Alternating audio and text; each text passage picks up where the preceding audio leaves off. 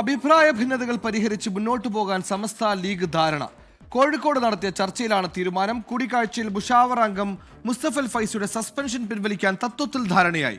അടുത്ത ദിവസം കോഴിക്കോട് ചേരുന്ന മുഷാവറ യോഗത്തിൽ ഇത് സംബന്ധിച്ച് തീരുമാനമുണ്ടാകും.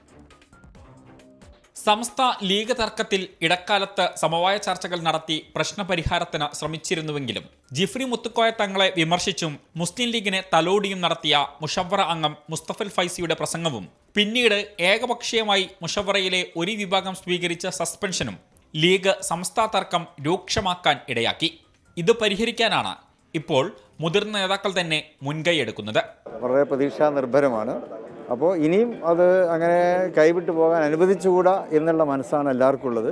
പ്രത്യേകിച്ച് സംസ്ഥാന നേതൃത്വത്തിന് ആ ഒരു വലിയ മനസ്സ് തന്നെയുണ്ട്. ഇനിയും അങ്ങനെ മിണ്ടാതിരുന്നാൽ അല്ലെങ്കിൽ നമ്മൾ കാണാതിരുന്നാൽ പ്രശ്നങ്ങൾ കൂടുതൽ രൂക്ഷമാവും എന്ന് ഉറപ്പുള്ളത് കൊണ്ട് തന്നെ അതിൽ നിന്നും ഒരു പരിഹാരം, സത്വരമായിട്ടുള്ള പരിഹാരം എത്രയും പെട്ടെന്നുണ്ടാക്കണം. കോഴിക്കോട് നടന്ന യോഗത്തിൽ പ്രശ്നങ്ങൾ പരിഹരിച്ച് മുന്നോട്ടു പോകാൻ പൊതുധാരണയായി.